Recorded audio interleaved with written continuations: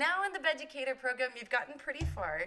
We are going to go over consent enforcement. I know that sounds like a super weird word combination, and I'm going to tell you why it's not. So again, my name's Momo, and this is Lionessa. Lionessa just joined our board, and we're going to be explaining because we have experience of using this consent enforcement process in the real world. We've done hundreds of events. Talk about what you used to do. Oh my gosh, I used to be head of security for a very large production company here in Arizona. And then before that, I was what we call an ambassador. Basically an individual that kind of pulses the crowd, engages with audience, keeps an eye on everybody, makes sure they're having a great time, and keeps it very lively and upbeat. We dress up in costumes, shake our booty. Great job. So we do have the experience of doing this, not just at Burning Man, placement lead for Pink Heart. Experience is there, credibility is there, and what we saw is real results of this consent enforcement process working. So why consent enforcement? When it comes to the 10 official principles of Burning Man, What about the 11th? there is 11 principles, correct? So we would love for Burning Man to adopt the 11th principle of enthusiastic consent, because what these principles do is they are the guiding light for our culture, because there was a problem. There's obviously a problem when it comes to consent, so we're combating that so we can have a baseline for respect. We understand consent is important to have at Burning Man, but what is consent? We're going to go over what the legal definition of consent is and what enforcement is and how those two tie in together. We're also going to teach you how you can have your camp be a safe space when you have guests come over and for your campers themselves. We're Educator. a BEDucator. And who's the BEDucator? You're the BEDucator. We're also going to go over the meat and potatoes of this whole program, and it's how to enforce consent as consent ambassadors and as the camp leads. You, as a BEDucator, are now writing in your position of leadership as the BEDucator itself. There's also positives to this. So there's value in being able to retain your guests and make sure that they have a positive experience. And not only guests when you're, say, throwing an event in your camp, but your camp itself. Lastly, we're going to be going over how we deal with accountability, not just with the guests in our camp, but how to keep leadership accountable as well. Lionessa, what is consent? Not this. Oh, okay. Understood. Teachable moment. Teachable. So by now, you're probably asking, what exactly is consent? Well, I'm going to give you the legal definition so you know. A voluntary agreement to another's proposition. To voluntarily agree to an act or proposal of another, which may range from contracts to sexual relations. Keywords being voluntary. So what is enforcement? Here's the Webster's definition. To give force or strengthen. To urge with energy. Thank you, Lionessa. How do these two things relate to each other? So if enforcement means to strengthen and consent is a voluntary agreement to another's proposition, what consent actually is a baseline for respect. So we're not the consent police out there. We are going to make sure that everyone has that baseline of respect. So the way that I like to think about it is, say if you're driving in your car and you're following the rules of the road, it makes for a really smooth transition for you to get to your destination. If there's another car that comes in and cuts you off, that baseline of respect is now underneath what is common for the road. So those are the things that we're looking out for so we can support other people to make sure that we're having a safety third burn. Next, we're going to go over how to create a safe space. And the way that I like to think about this is what we're doing is we're building our house. So when you build your house, you're going to put furnishing inside, and then the most important part here is we're going to invite guests to come over every once in a while. So are we showing we care? We're going to go over where we can care for people, when we can care for people, and who are the people inside of our house that can be hosts to the guests that you allow inside. Middle of our street, our house. We need to create a safe space, right? I want to be safe to be myself, and we want to show the people that we care. So how do we create a safe space? Well, let's start with where we could do that. Where? This is our house. What's our address? We have 150 by 200 feet of space, so that's our finite place, and the finite time is the duration of Burning Man. So that's what we're going to focus on as Camp Bed. outside of this BEDucator program. So your camp has an address and your camp has a physical space. So what kind of home did you build? Are you the type to make cock waffles like ooey gooey and you're gonna serve them at nighttime through a glory hole? Because that's a real camp out there. You put some planning into bringing out your cooking utensils, making sure that you have the batter. So one of the things that I think some of us forget that we need to put focus onto is the principles that the people stand for. So we're going to culture and foster consent because that is the basis of respect when it comes to our culture here at Burning Man and following our 11th principle of enthusiastic consent. Will your camp be known for following all 10 principles? It's 11. Oh, no. Oh, you're right. It is 11. What's the 11th principle? Consent! Consent, baby! If your house is known for following all 11 of the principles, let's say you throw a party and you're going to invite guests over into your camp. You want to welcome them into your home, right? So are you going to make them take off their shoes? That depends. How dirty are their feet? I don't know. Dirties are pretty dirty. Just like how there's certain home etiquettes with each and every camp, you could have different rules. Whatever your rules are, what we encourage is for you to set your boundaries at the door. Take Orgy Dome, for example. You're going to get a consent talk before you're allowed to go inside of those tents. One of the things that they have as a hard rule is no cell phones inside of there for taking pictures. You know what happens when you take a picture inside the Orgy Dome? They bust out a hammer and they will smash your phone into pieces. That's just an FYI if you think that you could take pictures in Orgy Dome. Don't do it. Don't do it. I mean, unless you don't care about your phone, you're not going away with those pictures. So there's a reason why there's certain rules within each of the camps if you have especially an 18 plus activation like the Orgy Dome. It's also respect. It's totally respect. If consent is the basis of respect, what we want to promote is the enthusiastic consent, because when you're at Burning Man, it's a large yes culture. And although we want to promote you having a great and fun time, we don't want to make somebody else feel poorly about it. Let's just remember, though, if it's not an enthusiastic yes, it's a no. It's a fuck no. It is a goddamn no. Okay, so inside of your camp, the who are your campers. And one of the things that helps make the safer space is your campmates themselves. So we have this consent enforcement process that we're going to go over. And when you know what it is, you become a consent ambassador. So who can become a consent ambassador? Literally anyone. It's just knowing the consent enforcement process, because the consent ambassador may or may not be what's called the capable individual.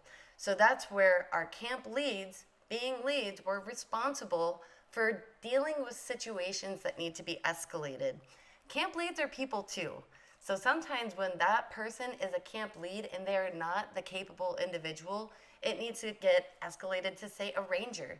Does that person know medical procedures? Is there a broken leg? No. We need to get them over to a med tent. Is that person tripping and no one really knows how to deal with the situation, including our volunteer rangers? Get them over to Zendo. So the capable individual doesn't mean that you know everything that there is to know about consent. It does mean that you know the process when it comes to an escalation that might happen in your camp. What about those that don't know what Zendo is? You better learn.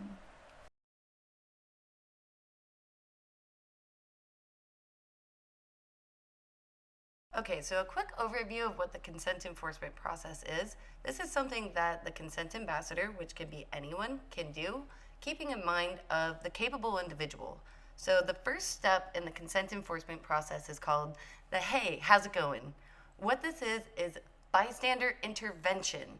If you see something going on, or even if you think you see something that's going on, give them a hey, how's it going? Exactly. Never assume ill intent. You definitely want to make your presence known when you talk to these individuals. And 99% of the time is where it's going to actually end. Thanks for that. Yeah, so if you go and give someone a hey, how's it going, and you think something hinky's going on, you might find out that actually this couple was together, or they have standing consent, which means that consent has already been granted and you just didn't know about it. So step 2 in this process, and this is the real meat and potatoes when it comes to culture curation of Burning Man, is called the teachable moment. And what the teachable moment is verbally stating boundaries, whether that's for yourself, or if you've given a hey, how's it going, you find, hey, spider senses are going off, and then the boundary needs to be verbalized in order to support another burner. Definitely. We teach the boundary and we never shame. We also make the call on the severity, and we don't execute this twice. So why don't we execute this twice? Because the boundary's been verbalized. You already know that you have crossed the line, and you're informed of what that line is. So the next step is removal.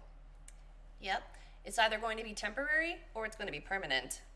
We support each other in this decision, and there is support on the person who needs it the most. Thanks, Lionessa. This is a really brief overview. Again, we're going to have another video where we're going to dive into how to execute the hey, how's it going, the teachable moment, and the removal, and who is going to do each of these steps when there is an escalation within your camp. So there's a benefit to this. The whole reason why we have these standards, boundaries, and these principles when it comes to going out to Burning Man, feeling empowered enough to empower your own no, and to express yourself in a way that maybe you're pushing your own boundaries and stretching your own limits. We want you to feel safe enough to be able to do that and retract whenever you feel like things are getting too uncomfortable.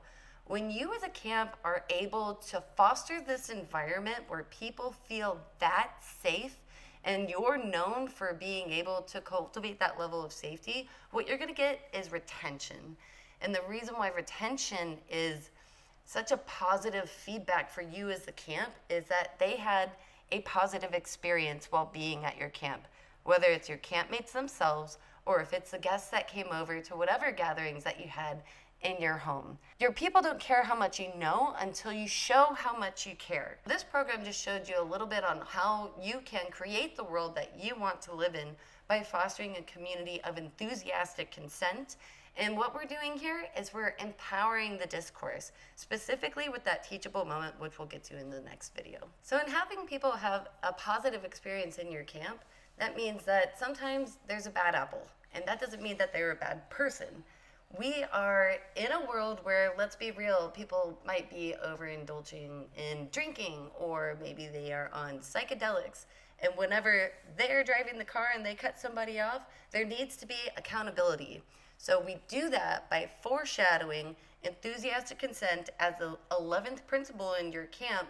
So that way, when you're going out and you're learning to play and exploring new things, that consent and enthusiastic consent is something that you as a camp actually consider, care, and have people prepared for it whenever someone does swerve and get out of line. The good news is you're taking the BEDucator program, so you're going to learn how to make your camp's unique consent policy that surrounds the 11th principle of enthusiastic consent.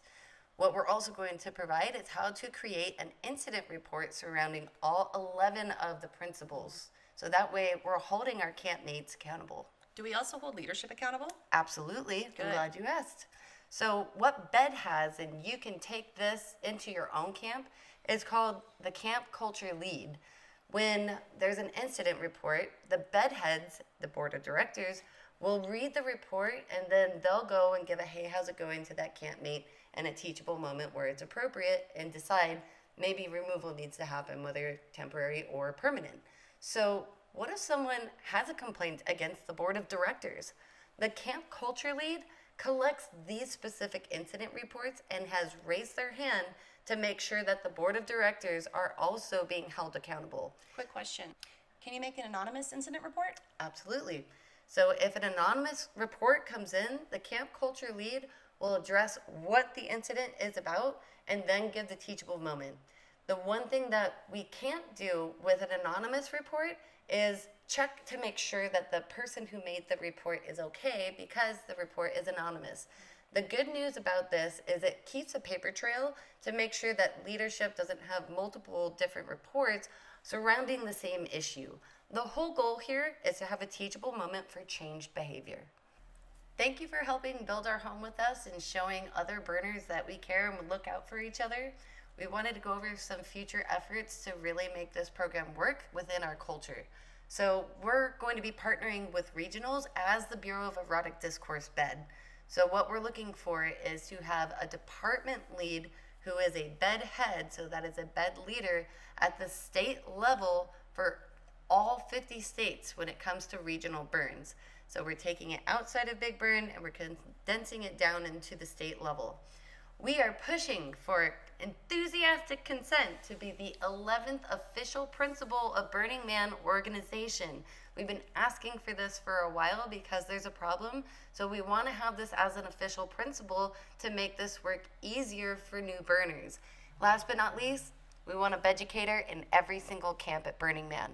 That way we can promote the principle of consent and make sure that people are having those safe spaces and encouraging their own yes enthusiastically and feeling empowered enough to say no. Can you imagine in a city of 70,000 people having a BEDucator in each camp? Each camp. How safe will you feel? Yeah, I mean, when you pass out, you could just write, hey, I belong to 615 and E, and you know that you'll be okay, and someone will get you back. Oh, that would be great.